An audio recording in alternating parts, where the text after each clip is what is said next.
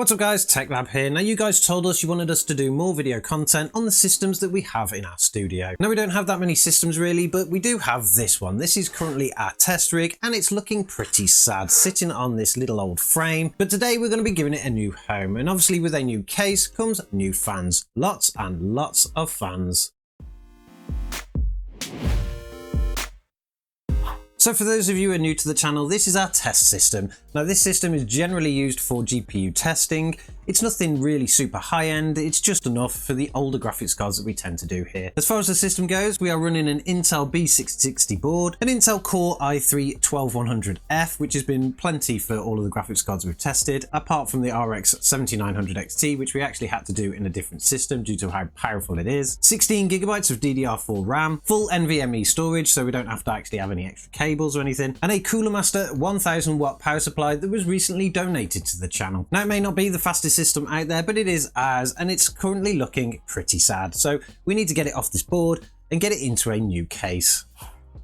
So now that we've got the system off the old frame, we're going to be taking a look at our case, and this is the case that we've opted to go for. This is the new Sahara Gaming P480, and there's a few reasons why we chose this one. The first is the space that it provides for graphics cards. Being a system that's generally used for benchmarks, we're going to be installing many different types of graphics cards, so we needed that kind of space, and this case will actually take up to a 480mm graphics cards when vertically mounted. The second is that this case actually comes with an option of fronts. Now we could stick with the part glass front if we don't want to actually get any additional cooling through the front, and we probably will do that because we're actually going to run this case generally with the side off because of swapping graphics cards in and out. Or you can actually get a vented front just like this one to replace it with, which actually will increase the airflow of the system if you install fans into the front. Now, like I say, I think we're going to go with the glass front because this system is generally going to have its side off, but that doesn't mean that we're not going to install any fans into this. We're going to install lots and lots of fans in this, and to do that, we've chosen something a little bit specific. The fans we've chosen for this system are these. These are the Sahara Gaming Pirate Eye, and there are a couple of reasons for that too. Firstly, they have some fantastic looking RGB, and of course you've got to have some RGB in the system, particularly when it's in the studio and you guys are going to see it. And the second is that because of the amount of fans that you can fit in here, which is a total of 13, cable management would be a nightmare, and these ones are actually modular. All you need to do is drop the fans with the little pegs into the other one and then slide that across too. And each fan will connect to each other just like other brands out there, and it will send the signal for not only the power but also the RGB through all of them. That's heavily going to reduce the amount of cables that we have, particularly when we're going to be doing long runs inside the case. But the first thing that we need to do is obviously get our motherboard installed. So we'll install the motherboard and then we'll take a look at how other things start to go in. With the motherboard installed now, it's time to start taking a look at how we actually install the power supply. Now the power supply in this case actually gets mounted at the front in the back. And the power supply that we're using is obviously our Cooler Master 1000 watts. This is a fan that we recently repaired. It was kind of sent to us, but then there was an issue with the fan in it, and we just changed it out for a Noctua fan, kind of matched the Noctuas on the CPU cooler, but it's super quiet now and it works perfectly fine. It is a semi-modular, so we have these cables to deal with, but the rest of it is modular, so hopefully we can cut down on the cables that we need. The power supply actually gets mounted behind here, and to get into there we need to remove these 3 screws at the front. This is a bit of a door. It's not really a panel, but it kind of protects things, and it will actually open up like a door as well, and it's magnetically held, so it can't come open, even though you do put the screws in it. So I don't know, it's a nice detail to a case, but sometimes things are not as useful as you think. But anyway, if we just open that up here, we can see that our power supply goes in here. This is the cabling for the front panel, and we'll try to get that out of the way because we may need to do some rerouting here. And obviously we have up to about here for the power supply.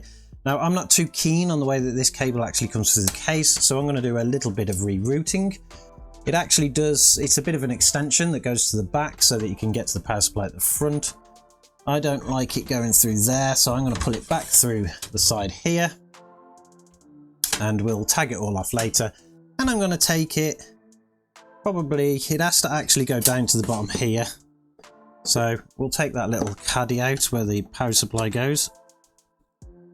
That simply gets removed with 2 of these screws. Now, if you want to know more about this case and how it works and all the different features, we recently did do a video on it, so make sure you go check that out. We will link it at the end. This little caddy just gets pulled out like that, and our power supply is going to get mounted to it. Now, there is a hole through the side here, so I'm assuming that we can come down across the side through there and somehow plug into the actual power supply. But let's give that a go and see how well it goes. Now, to mount it to the power supply, we obviously need to line this up somehow. I think the fan is actually going to go on the outside, so it's going to suck air in and blow it down through the bottom, so we probably want it on this way round. It appears that it will fit on different ways, so you could have it the other way, so it can actually draw air from inside the case if you want to, but we're going to do it this way and we'll see how well it goes. While I'm installing this, I'm actually thinking of a bit of an issue that we already have.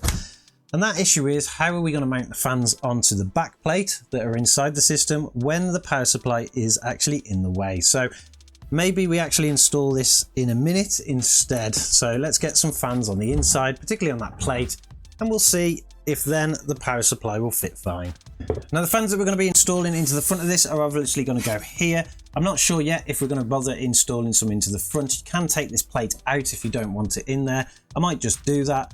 But to begin with, let's try and get these fans in here. And obviously with the power supply in the back, it's going to block them. So the fans that we're going to install into this are these. And I think I'm going to take the cables out to the top. And that's because most of the fan systems, apart from the bottom one, will actually have cables going out to the back. So this is now where we've actually found one of our first issues when using these fans that actually click together. If you actually look at where the fan placements are, the holes in here don't actually line up, and that's because each of these fan placements are expecting a gap between the fans. That's actually not great, and that's something that we'll probably need to feed back to Sahara Gaming, because usually fans, people tend to put them together, but for some reason they've slightly spaced them out, so we need a little gap in between the fans, which means that we're going to actually have to use 2 controller ports for this one on the sides.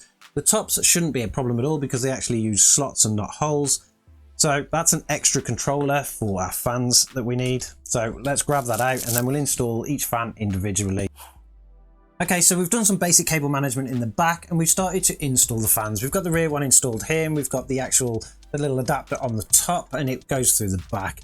We then started building some of the other fans up, and for this case, obviously it's 480mm long, so we can actually fit up to 4 fans all clicked together. We've also put the little cards on the end of these. That one's going to be for the bottom, and this one's going to be for the top. To control these fans though, we do need a specific controller. They do use proprietary connections from Sahara Gaming, so we need a Sahara Gaming controller, and this is one of them. And we kind of weighed this up to the back of the case and we kind of found a bit of an issue. Due to the extended length of this case and where the fans actually are, we've got 2 in the front here and the cables only just about reach to here.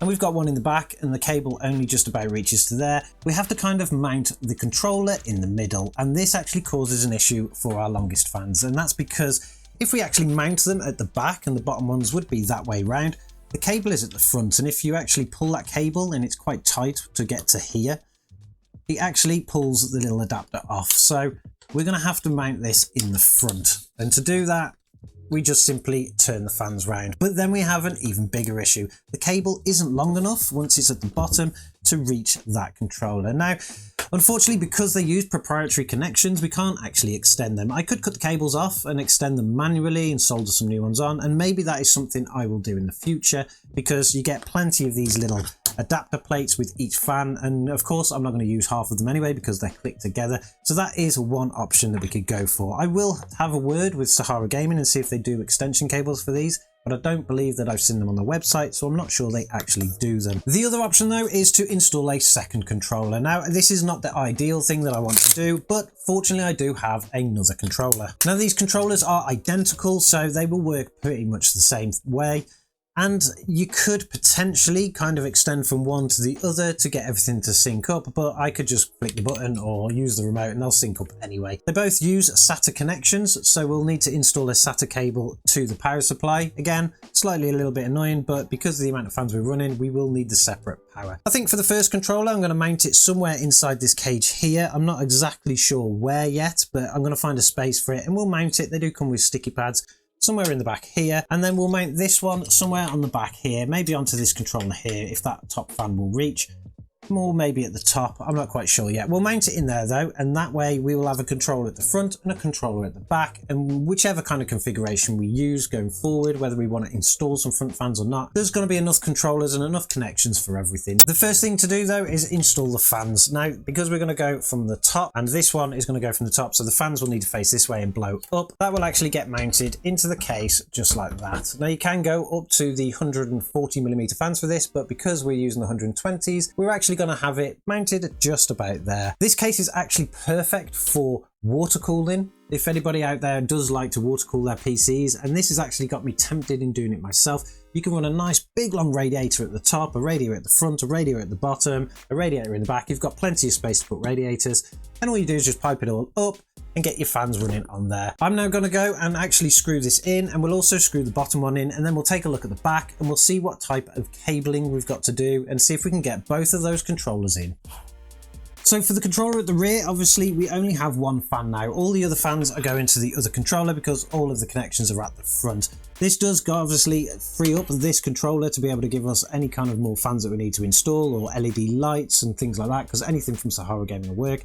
And I think for this one, we're simply going to just install it onto one of those cards for the SSD. Makes it that it's quite removable then. But for now, we'll just tuck it down, and then we'll stick it down later, so it's not a permanent fixture for now. And then I suppose we'll just give it a bit of a test. So now that we've got all the fans installed, we've dropped a graphics card in, we've got everything cabled up, we're running the twin controllers, which is a little bit annoying.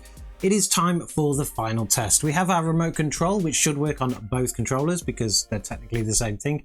And we have this system actually plugged into a bit of a test power supply. So I'm not actually going to boot the system yet, but we're going to test, are all the fans going to work? Is the remote control working, and that kind of stuff. And we'll also get a little bit of a look at how good it looks with this amount of fans.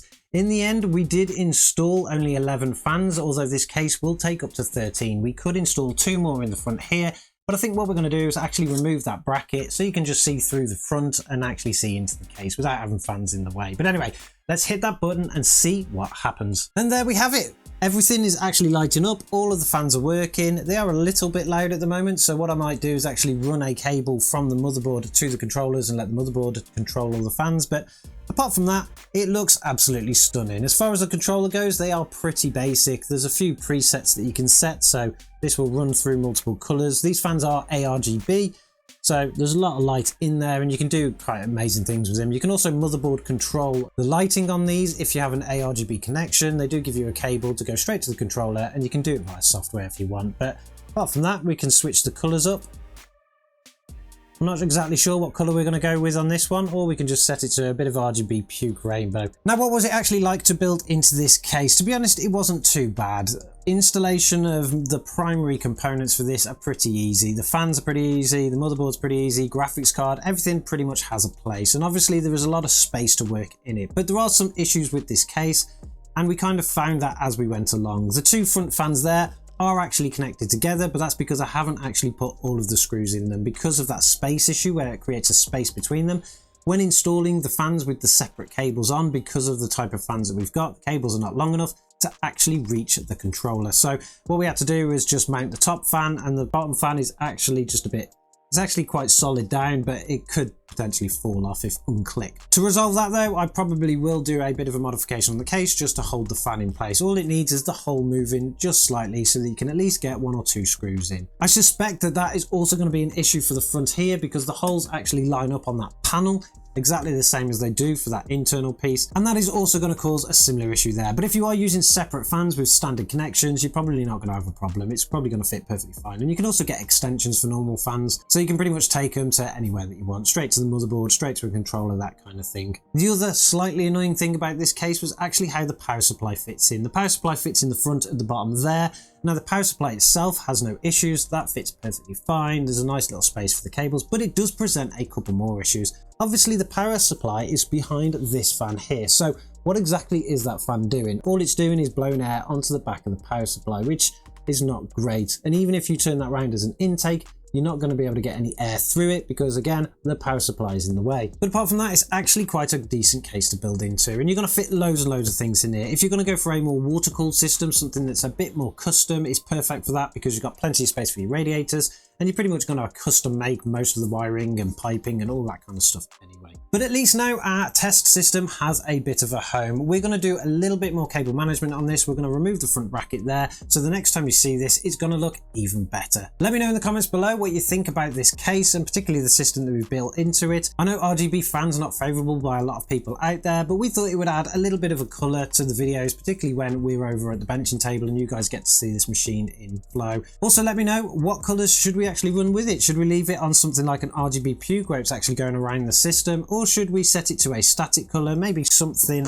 maybe a blue or something like that, because it is an Intel system and that would kind of suit quite nicely. But apart from that, don't forget to subscribe to the channel, and also drop this video a like if you want to see more videos where we do a bit of a build into something like this. But until then, we'll catch you in the next one.